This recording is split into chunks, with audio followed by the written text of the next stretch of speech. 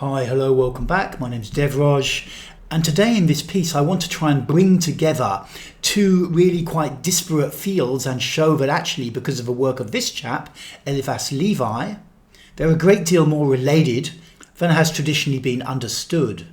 For a long time I've been very active in body-based therapy, stuff like bioenergetics, where you put your body in these weird positions and you have to breathe and feel your body.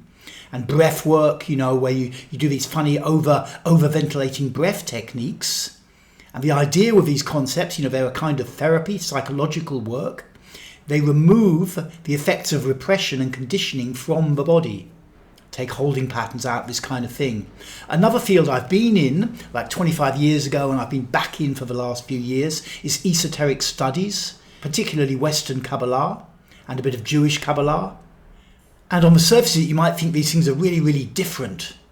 But actually, there is a point where they really, really come together, and that's in the work of this guy, Eliphas Levi, whose real name, I think, was Alphonse Louis Constant. He was French, lived in Paris, and in the mid-1850s, he published a book which became very, very famous indeed, and was extremely influential in the revival of the magical tradition in the modern era.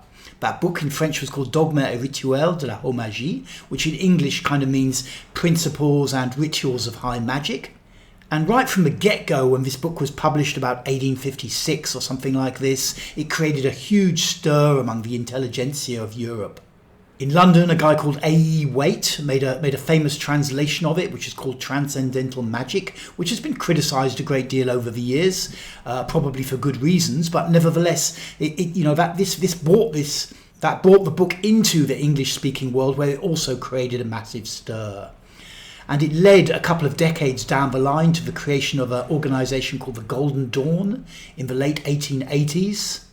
And this school with Waite, McGregor Mathers and Samuel Wynne Westcott, it didn't last so long, but it created a huge explosion of interest and numerous subgroups when it broke up in the early 1900s. And so Western Kabbalah was born, travelled over to America as well, where organisations like the Builders of the Adatum picked it up. One of the original Golden Dawn members, Aleister Crowley, notorious character, developed his own school, Thelema. So most of what we call Western esotericism these days can trace itself back to this book. Not that this book was the source completely of everything, but it crystallized millennia of old wisdom, much of which had really fallen out of fashion in the 18th century. And that crystallization, because it became so popular, led to the emergence of Western Kabbalah in the modern era. One of the pictures that you'll see in this book, probably the most famous picture, is of this guy called Baphomet. And then in the book also, the most talked about concept is that of the Astral Light, or Lumière Astrale, also known as the Great Magical Agent. And if you come from any kind of vaguely religious background, you'll probably see this as a pretty negative character, a goat with a pentagram on his forehead and this kind of thing. But actually, this character is like a personification of the astral light in its positive form. The form is meant to be hermaphroditic, breasts, indicating that this character has resolved both the masculine and feminine aspects of his nature. He's got this goat head and goat feet, really to show that he's also integrated the animal kingdom. But most importantly, for what I'm going to talk about, on his right arm is pointing upwards, 2 fingers, and the word Solve is written on it. And then his left arm is pointing downwards in the same gesture with the word Coagula written on it. And what he's really saying in this symbol, because symbols are very, very dominant in esoteric studies, really the words come a little bit later and after, the symbols themselves carry meanings and create change, is that you need to solve, which means to dissolve existing structures that are binding energy, binding what's called the astral light or the great magical agent, and then coagulate and then place them into new forms. So for example, like where I live in Istanbul, because of the earthquake threat, they're knocking down all sorts of old 50-year-old buildings, blocks of flats, and rebuilding new ones. You need to knock the old one down to put the new one in its place. You need to dissolve the old structure so that you can coagulate a new structure. Likewise, in the human body, when we look at the effects of repression on the body, on the psyche, whether that repression comes from our nervous system's inability to cope with like a traumatic event that happened in our childhood, or from general cultural conditioning which suppressed us to make us, to fit into the culture for the culture's own needs, the net result is like holding patterns in the body, which are areas of unnatural tension and persistent rigidity within the body's muscles and within the body's fascia. And the fascia is like the interconnecting tissue that runs around inside the body. So what we're doing in bioenergetics and breathwork, body-based therapy, is we are dissolving the old tensions and structures which are holding the personality in a certain way. And in so doing, we're freeing up energy, or the astral light, the great magical agent, and then we can recoagulate it. Then we can put it into a new form. We can create a new personality for ourselves. Or we can allow a new personality to emerge if we don't want to exert too much mental control over the process. So really this character of Baphomet, although he looks a bit scary and weird, is very much indicating the power of body-based therapy because it is a big chunk of the soul there. If you yourself want to create a new person from yourselves you need to dissolve the old character structure. You need to dissolve the old holding patterns in the body and then either create something new yourself from your mind or allow something new to come forwards.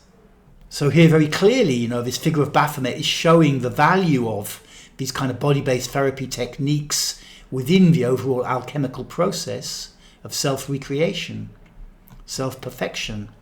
Now this coagula, we can talk a little bit more about this because in the esoteric scene, coagula is more to do with developing the capacity to build up images in your mind's eye and then give them energy. So for most people, they may have good access to their mind's eye, or it may be very weak. They can't actually hold an image in their mind's eye very easily, or maybe they can do it to some degree.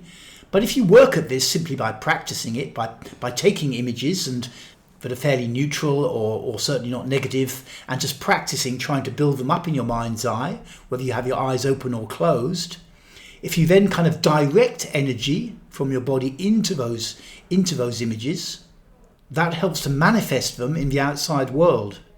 And that's a core principle of pretty much any school of magic, whether it's using sigils, whether it's chaos magic, whether it's ritual magic. Those things have associations, but actually what they're doing is making use of the capacity of the mind's eye to influence the world. Now you may be someone who has got a good powerful mind eye and can hold an image in their mind's eye for quite long and be in a kind of almost meditative trance with the image. But if you don't have access to much of the energy in the body, the bound up astral light, then it's going to be very, very hard to manifest this image. And this is a problem we see, with the whole manifestation scene, which was very popular like back in the 90s and stuff, particularly in California, but generally in the West. The idea that through, making affirmations or making images of what you want, that you could create these things in the world. And as I've said on numerous occasions, I think the process is sound, but there isn't enough energy that the person has access to actually drive the process forward into manifestation. So if we can unbind energy from our body, if we can soul there, do some breath work, do some bioenergetics, get some free energy in our system, and then if we've developed our mind's eye, now we have the capacity to imprint change. And then, of course, what I haven't really spoken about here is this concept of the astral light. So the astral light, also known by Eliphas Levi as a great magical agent, is really the kind of source material of manifestation, of magic. And that if you've got access to the astral light, then you can create a lot of change in the world and in yourself. It's believed to be like a fluid medium, one that holds structures and energy from the past. So if you look at the human personality as an example, we have ideas of who we are. They have become structured into our body, into our armoring, into our holding patterns, and then we go out into the world and behave like that person. So the astral light in that case is very held, it's very rigid within us. But if we do some work on ourselves and unbind some of this energy, if we break up some of these holding patterns, then there's more astral light in our system, and we can create ourselves anew. Likewise, in structures in the world, whether they're governmental or corporate structures, whatever, they hold and bind energy in the astral light. They dictate a way of behaving around the structure. If that structure gets broken up by something, a revolution or, economic change or something like this, then that energy is loose for a while and it can be placed into a new structure. So this video really is just to tie together some of these concepts and hopefully pique your interest if you've been engaged in one of these fields. And perhaps come to see that, if you're interested in esoteric studies, unbinding astral light from your body where it's held up is going to be very useful for you.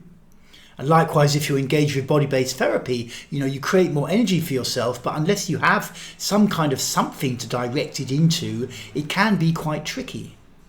Because your mind is kind of jumping around all over the place. You're highly energized, but you don't have something to focus into. So it's to understand that you're then in this phase where there's a lot of energy. You've got a lot of astral light inside of you that's been unbound, but you're not directing it into anything new. And you need to meditate a little and think about, okay, what should I be directing this energy into? What do I want to do with this energy? Cool. Thank you so much for tuning in.